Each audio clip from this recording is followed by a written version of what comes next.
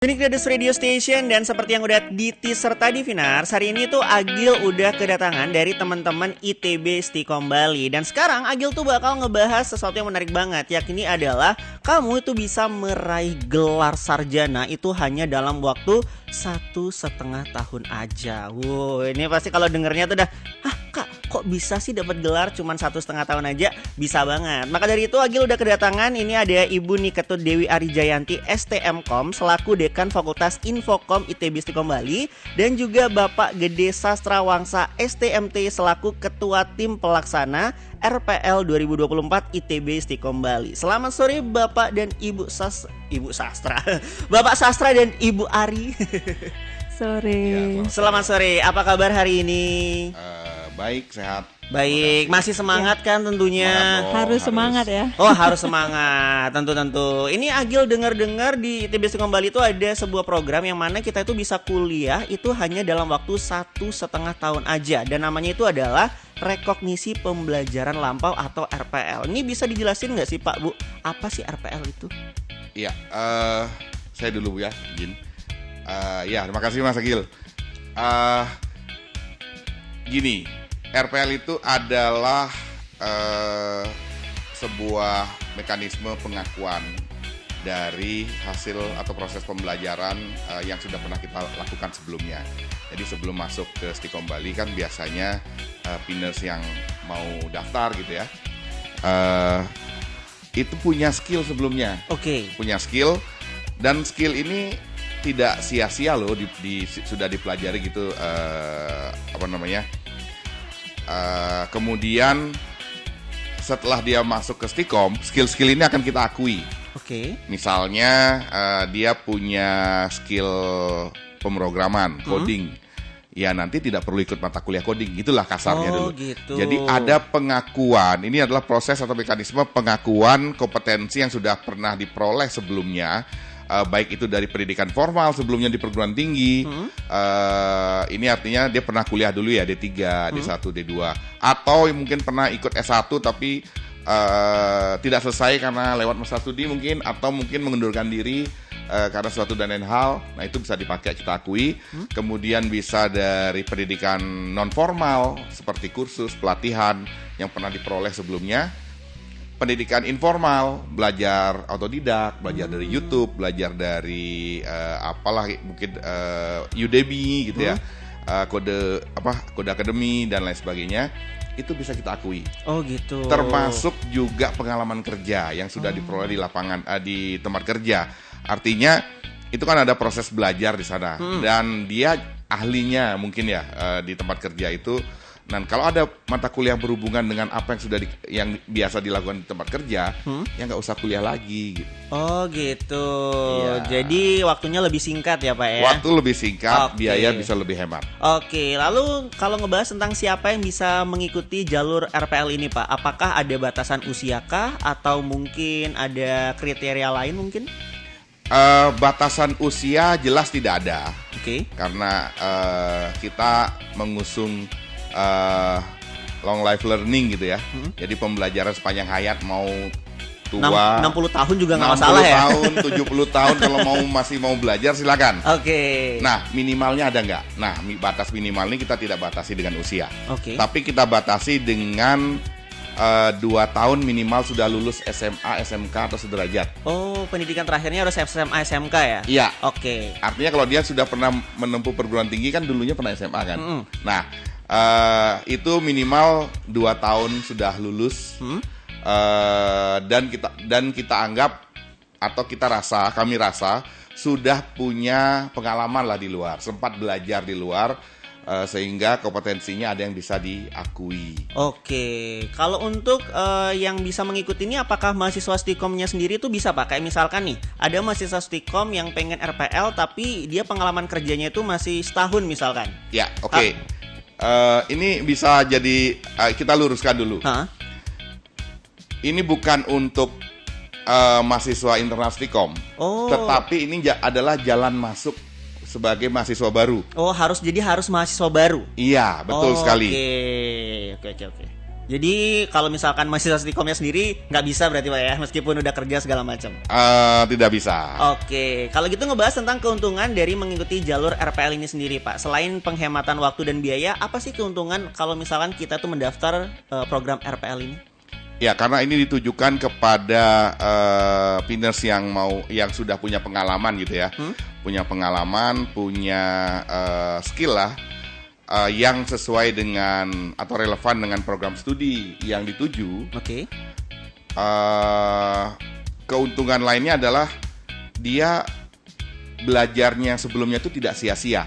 Okay. Artinya kalau kita masuk jalur reguler gitu ya, kan harus kuliah lagi. Ya. Artinya ikut kuliah lagi walaupun misalnya saya lulus SMK, kemudian bekerja sebagai freelance programmer. Udah banyak nih website yang saya buat, udah banyak sistem informasi yang saya buat. Kemudian ketika masuk ke Stikom, karena suatu lain hal, perusahaannya minta dia harus S1 gitu ya. Misalnya, berarti saya harus ikut mata kuliah pemrograman lagi, saya ikut mata kuliah pemrograman web development lagi.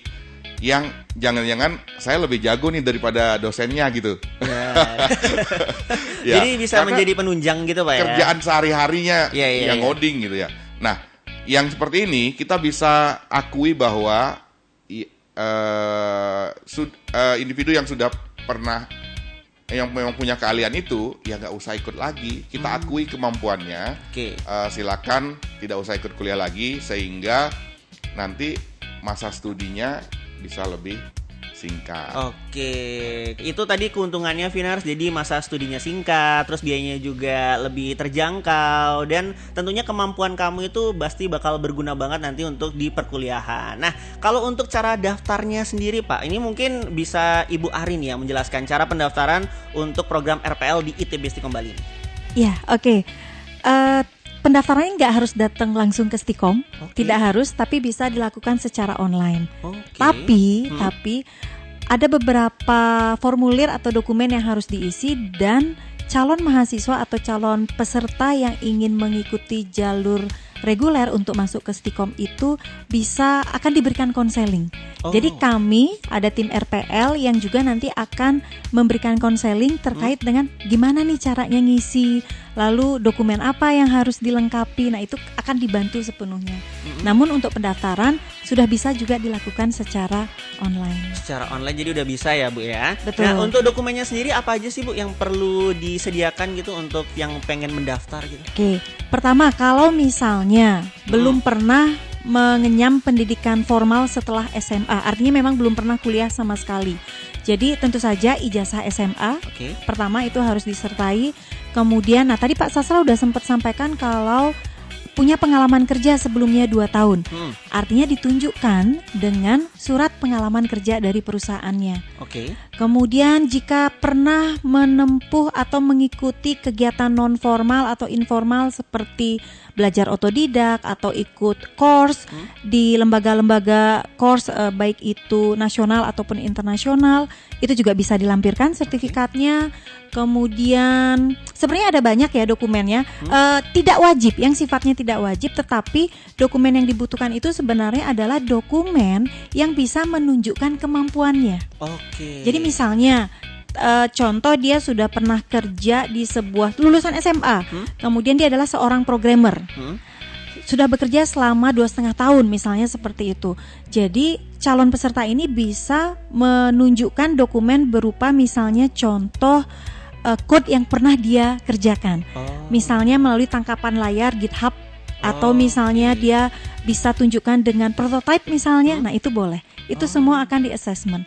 Artinya dokumen yang dibutuhkan itu bisa berupa dokumen apa saja, yang penting menunjukkan bahwa saya punya kompetensi ini, saya menguasai atau mampu kompeten di bidang tertentu. Nah itu dengan catatan bidangnya IT ya Mas ya. Karena kita di Stikom prodinya juga prodi yang IT. Jangan tiba-tiba kamu menang lomba masak kamu ikut Vinars itu tidak relate ya. Belum ada nih prodi masak. Belum ada.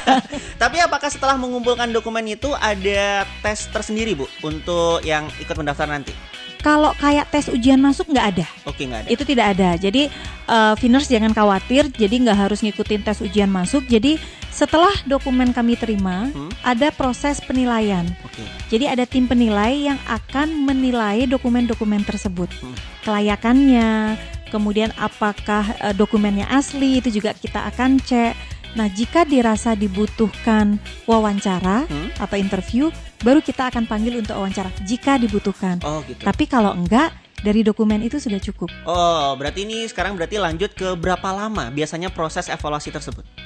Kurang lebih paling lama sekitar 1 minggu Pak Sasra ya. Kurang lebih sekitar 1 minggu. 1 minggu bisa. Karena gini, itu sangat tergantung dari kami, dari masing-masing prodi, itu akan memberikan daftar mata kuliah yang bisa mereka akui nanti atau barter gitu. Jadi ada daftar mata kuliahnya. Semakin banyak daftar mata kuliah tersebut, tentu akan butuh waktu lebih lama untuk melakukan penilaian.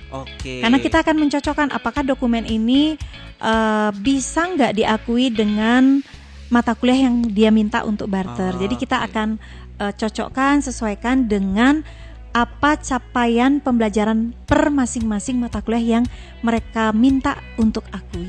Gitu. Tapi paling lama itu 1 minggu. Nah berarti ini lanjut ke biayanya nih Bu. Kira-kira berapakah biaya untuk kita mengajukan RPL ini di ITB Istiqomah Bali? Ini tergantung prodi Pak Sasra ya? Iya, betul. Ya, tergantung prodi. Tapi bisa saya informasikan di sini. Mungkin tadi belum sempat diinformasikan. Dalam satu pengajuan oleh seorang peserta atau Viners nanti, itu maksimal yang boleh diakui itu adalah 100 SKS. 100 SKS. Betul. S1 secara aturan SKS yang harus ditempuh itu 144 SKS secara aturan dari kementerian. Itu 144. Jadi 100 kita boleh mengakui maksimal 100 SKS. Gitu. Nah, jadi ada biaya yang namanya biaya perolehan SKS. Ini ada 2 biaya dengan jenis yang berbeda. Kalau mahasiswa reguler yang mengambil kuliah pagi siang, itu biayanya 80.000 per SKS.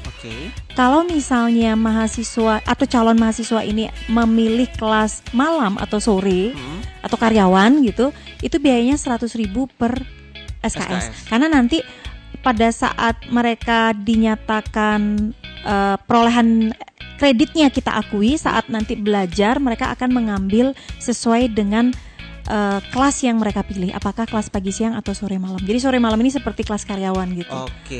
Itu yang membedakan. Kemudian plus lagi ada biaya tuition fee atau UKT setiap semester. Nah ini yang saya nggak hafal nih biar nggak salah. Berapa kalau SI 6.500.000 untuk yang malam gitu ya Pak Sas ya? Betul. Kalau yang reguler ada di web ya? Iya, ada di web. Jadi semuanya udah lengkap di web ya? Iya, sudah ada di web itu lengkap.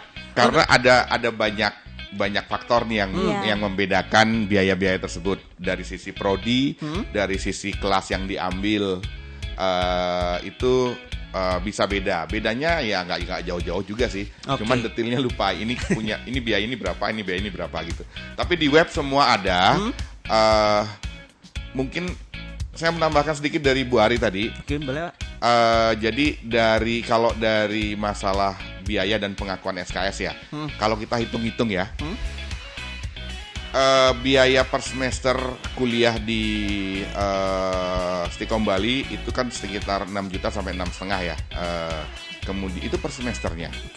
Nah, kalau kita masuk, kita punya skill ya, top Viners yang mau daftar itu punya skill. Skill itu kita bisa akui.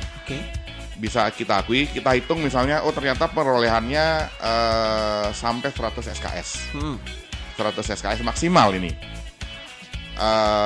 Berarti dia bayar berapa? Kalau 80.000 kali 100 berarti kan 8 juta. 8 juta. Sedangkan kalau di SKS di perguruan tinggi, satu semester itu ngambilnya sekitar 20 SKS rata-rata. Satu semester. Berarti kalau dia dapat 100 SKS sudah 5 semester. 5 semester ini dia potong dengan biaya 8 juta. Daripada kalau reguler 6 kali 5 ya, 30 juta. Nah, itu kan udah selain hemat dia banget, bisa langsung masuk ke semester 5 lah kita anggap ya. Walaupun itu dia tetap semester 1 sih ya. tapi kita anggap kalau dia motong reguler jadi semester 5 gitu. Bukan semester 5 ya, semester 6 ya.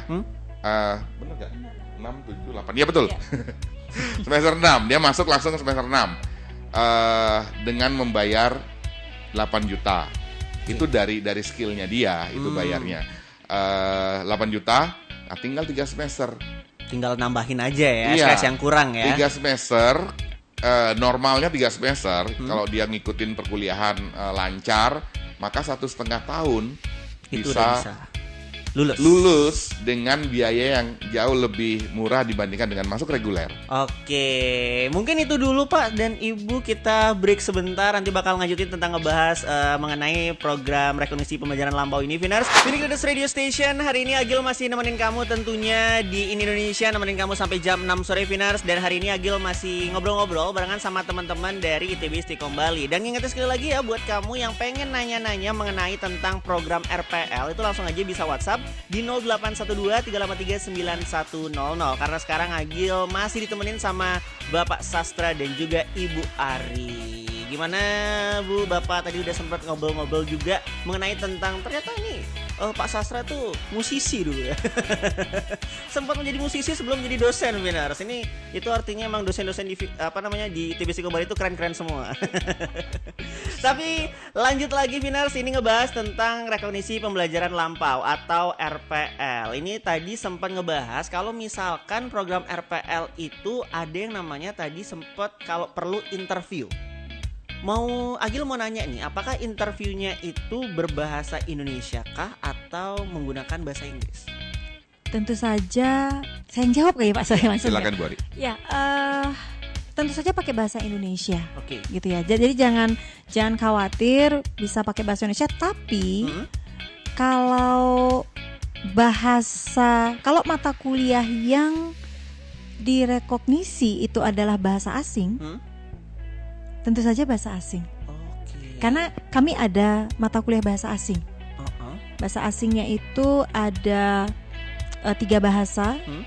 Bahasa Inggris, bahasa Mandarin, dan bahasa Jepang. Nah teman-teman Viners, kalau misalnya memang punya kemampuan bahasa asing di 3 bahasa itu, boleh tuh minta pengakuan. Jadi kita akan akui. Oke, jadi tergantung dengan apa yang kita berikan waktu evaluasi itu Bu ya. Benar. Jadi kalau misalnya memang let's say misalnya mata kuliah pemrograman web gitu, ya bahasa Indonesia sih ya. Yang pasti bukan bahasa yang kita ngobrol, nggak pakai bahasa PHP gitu, Iya. gitu. Karena emang PHP itu nggak enak Viners. Di PHP-in soalnya. Tapi tadi ngebahas tentang pengalaman kerja. Tadi udah Bapak Sastra sempat mention kalau pengalaman kerja itu harus berkaitan dengan IT dan relevan dengan mata kuliah nanti yang diambil. Dan harus 2 tahun pengalaman kerja. Bagaimana dengan teman-teman yang mungkin kerjaannya itu per project Pak dan freelance gitu? Apakah itu juga dapat diakui? Ataukah mungkin dia juga punya kayak usaha pribadi gitu? Tapi berkaitan masih dengan IT. Iya. Jadi kalau Viners yang punya atau bekerja sebagai freelance ya, freelance programmer gitu ya, itu tentu saja dan sudah pasti bisa diakui. Tinggal mungkin yang ditanyakan adalah apa yang perlu saya gunakan sebagai dokumen untuk pembuktian bahwa saya punya kemampuan ini gitu ya. Oke. Banyak yang bisa digunakan. Pertama adalah tentu saja portofolionya, apa yang sudah pernah dikerjakan. Sertakan saja. Pak, itu cukup panjang dan banyak banget, besar kodenya. Boleh, silakan taruh di repository yang biasa Viners pakai. Mungkin salah satunya adalah yang populer GitHub gitu ya. Kodenya taruh di GitHub, atau mungkin kalau sudah punya kode di GitHub, tinggal sertakan linknya. Oke. Nanti kita bisa nilai bagaimana cara bikin kodenya, kompetensi-kompetensi apa yang dibutuhkan di mata kuliah yang diklaim, apakah sudah sesuai dengan apa yang sudah dilakukan di kode tersebut. Itu salah satu. Kemudian apalagi yang bisa digunakan? Surat keterangan atau testimoni dari klien boleh. Oke. Misalnya Villa ABC itu sudah pernah dibuatkan sistemnya oleh Viners yang sebagai freelance gitu. Tinggal minta testimoni dari mereka bahwa memang benar si A sebagai developer dari website Villa ini atau aplikasi apalah yang pernah dibuat, dan bagaimana dan punya kemampuan seperti apa itu bisa dijelaskan. Tidak ada bentuk baku, format baku nggak ada. Silakan dirangkai sendiri bagaimana bentuk suratnya, asal surat itu bisa menyampaikan bahwa yang bersangkutan memang punya keahlian tersebut. Oke, tapi apakah ada minimum projectnya nggak Pak? Kan kalau misalnya kita kerja di perusahaan, berarti kan pengalaman kerjanya adalah 2 tahun. Ya. Kalau freelance kan kita nggak tahu nih, apakah dia pengalamannya 2 tahun bekerja, atau jangan-jangan dia sebenarnya baru 6 bulan, tapi emang projectnya banyak aja gitu. Ya, oke. Sebenarnya tidak tergantung dari banyak proyek. Oke. Nanti bagi winners yang mendaftar akan diberikan list mata kuliah seperti yang Bu Ari tadi bilang. Ini ada mata kuliah apa saja yang bisa diklaim. Oke. Nah, maka setelah dilihat mata kuliah tersebut, ada kompetensi atau kebutuhan-kebutuhan yang harus dipenuhi. Misalnya mata kuliah algoritma gitu ya. Bisa membuat loop program, bisa membuat alur percabangan, atau apa saja gitu ya, kompetensi itu. Jadi kalau memang di programnya ada, ya masukin aja. Oke. Jadi bukan banyaknya program, banyaknya project, lamanya project, tetapi asal kompetensi tersebut memenuhi, sesuai, maka bisa diklaim.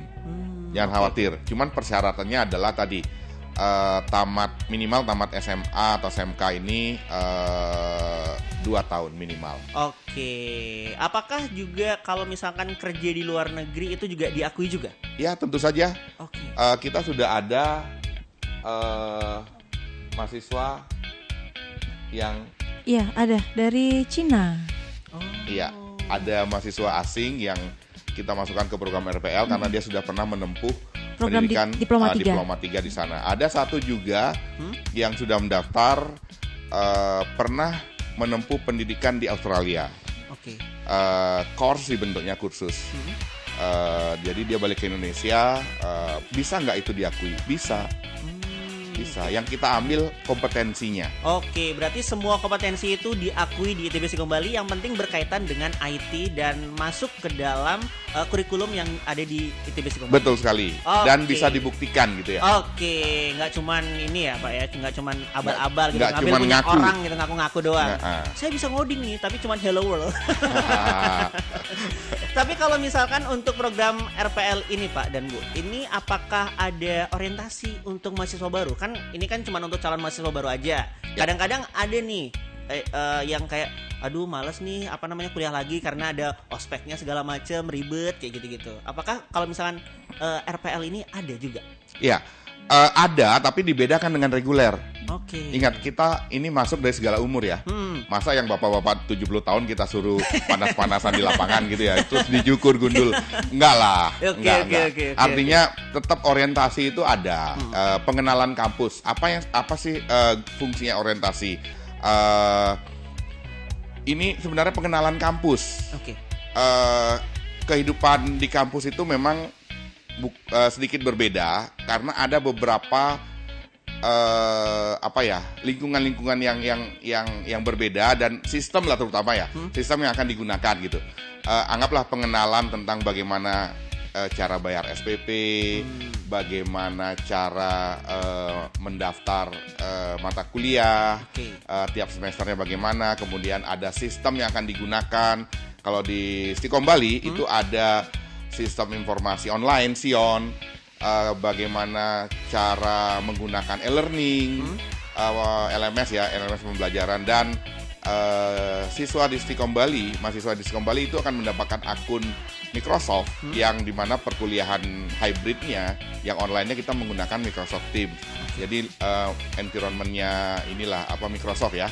Nah, bagaimana cara pakai Microsoft Teams, bikin kelas, masuk ke dalam kelas, berpartisipasi menggunakan Teams, upload tugas, ikut kuis, itu kan sesuatu hal yang baru yang harus diajarkan ke mahasiswa baru. Jadi orientasinya hanya seputar itu, dan itu kalau untuk mahasiswa RPL cukup 1 hari. Oke, jadi udah mencangkup semuanya. Dan di kelas. Oke, nggak perlu panas-panasan di Ber-AC.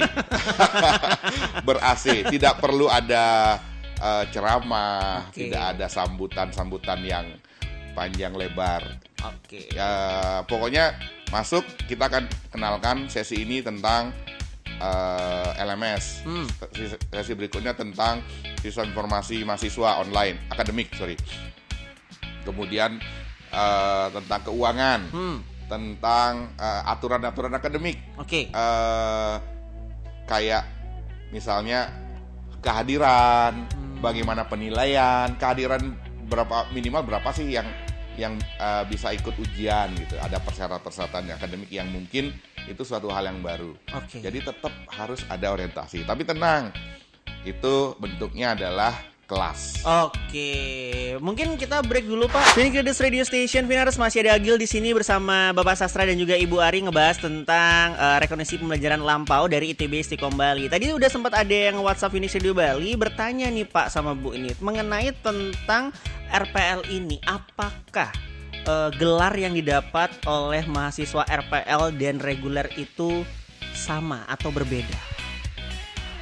Ya, tentu saja jawabannya sama. Oh, gitu sama ya. saja. Sama, Oke. karena sebenarnya tidak ada istilah mahasiswa RPL, tidak ada. Oke. Jadi setelah mahasiswa masuk ke Stikom, statusnya sama sebagai mahasiswa. Hanya saja jalur penerimaannya melalui jalur RPL. Oke. Gitu. Jadi kalau nanti setelah lulus ya udah sama. Kalau gelarnya kan Eskom gitu ya. Jadi semua akan dapat gelar Eskom tanpa embel-embel RPL. Berarti Benar. ini semuanya udah legal, resmi, segala Legal. hukum segala macam. Ada. Jadi untuk skema atau program RPL ini resmi hukum oleh ada peraturan menteri Permendikbudristek itu nomor 41 tahun 2021. Gitu ya. Itu memang tentang RPL. Kemudian permen itu dilengkapi dengan petunjuk teknisnya atau juknis dari Kep Dirjen atau keputusan Dirjen nomor 50/E/KPT kalau saya nggak salah tahun 2024. Jadi sudah diperbaharui lagi yang baru ini. Di situ semua sudah diatur. Jadi apa yang kita tawarkan kepada Viners ini semua legal. Oke. Ada aturannya. Jadi nggak usah khawatir gitu ya. Jangan tidak usah berpikir ini legal nggak ya, nanti jual beli ijazah bukan ya ini gitu. Nggak ada kayak begitu. Jadi semua kita berani menjalankan ini pun karena memang ini sudah ada aturannya dari kementerian langsung. Oke, jadi jangan takut Vinars, semuanya resmi dan gelar yang kamu dapat itu juga gelarnya pasti Eskom, nggak ada Eskom RPL dan segala macamnya. Pokoknya resmi dan kamu itu adalah mahasiswa dari ITB Istiqom Bali. Nah, sekarang terakhir nih Bu, Agil mau nanya apakah perkuliahannya itu sendiri itu harus tatap muka atau bisa online? Oke, tentang perkuliahan. Nah, di Stikom sendiri kalau memang sudah masuk sebagai mahasiswa, berarti kan dia mahasiswa nih. Ya. Artinya akan sama dengan mahasiswa lain. Mahasiswa lain itu mendapatkan opsi dia bisa memilih sendiri apakah kelas yang mau dia ambil itu apakah kelas online ataupun kelas offline. Jadi itu adalah opsi buat teman-teman. Dan juga opsi kalau misalkan mau ngambil kelas malam, pagi, Iya, siang kayak benar, gitu itu ya. juga opsi. Oke, berarti sekarang gimana cara daftarnya Bu? Di mana daftarnya? Terus juga info pengumumannya segala macam. Kalau misalkan lulus daftar kayak gitu. Ya, boleh Pak Sastra nih. Pak infonya Sastra, nih. silahkan Ya. Pak Sastra. Jadi untuk daftar bisa datang langsung, bisa datang langsung yang pertama ke Stiqom Bali, Renon atau Jimbaran, mendaftar melalui jalur RPL. Oke. Ini hanya jalur masuk ya, bukan proses setelah jadi mahasiswa, bukan. Hanya jalur masuk, setelah itu diterima jadi mahasiswa. Bisa pertama datang bilang aja masuk lewat jalur RPL, atau bisa mengunjungi website Stiqom Bali, penerimaan mahasiswa barunya di siap.stiqom-bali.ac.id. Oke. Atau kunjungi website resminya Stiqom Bali, stiqom-bali.ac.id. Di sana pilih tentang pendaftaran mahasiswa baru, akan diarahkan ke siap.stiqom-bali.ac.id. Nah, di sana ada pilihan pendaftaran untuk jalur RPL. Oke. Masuk lagi ke informasi tentang RPL. Segala macam informasi tentang RPL ada di sana, termasuk juga kontak yang bisa dihubungi jika ada pertanyaan. Oke. Untuk sosial medianya Pak mungkin bisa di-share? sosial medianya Stikom Bali? Stikom Bali. Di Iya. Instagram Stikom Bali. Di Instagram berarti Stikom Bali. Yes, Iya. TikTok juga Oke. sama Stikom Bali. TikTok juga ada. Oke. Di Facebook juga sama Stikom Bali. Stikom Bali juga. Jadi semuanya lengkap di sosial media, di websitenya Viners di stikom-bali.ac.id. Di sana langsung aja bisa cek semuanya, info pendaftaran, biayanya juga. Untuk terakhir pendaftarannya Pak, boleh di-spill? Terakhir pendaftaran kita sudah buka ya dari awal Agustus dan kita perpanjang sampai bisa dibilang akhir September, yaitu tanggal 21 itu sudah pengklaiman proses klaim mata kuliah terakhir batasnya. Oke. 21 itu harus sudah selesai semua klaimnya untuk bisa dinilai. Nah, jadi artinya daftar jangan nunggu-nunggu lagi gitu. Karena nanti kalau mepet kan ada banyak dokumen yang harus Kirimkan. harus dilengkapi. Jadi segeralah kalau bisa sekarang, kenapa harus besok gitu ya. Bener banget. Itu tadi Vinars katanya Pak Sastra, kalau bisa sekarang kenapa harus nunggu besok. Mungkin ada closing statement terakhir dari Pak Sastra dan juga Ibu Ari. Ya, oke. Jadi Viners ini adalah kesempatan yang peluang yang sangat baik bagi yang sudah memiliki pengalaman dan dituntut harus S1. Jalur RPL adalah solusi yang bagus gitu ya, solusi yang baik. Selain dia hemat waktu, juga hemat biaya, dan pengalaman atau pembelajaran yang kita lakukan sebelumnya tidak sia-sia karena tidak perlu diulang untuk belajar lagi. Itu aja.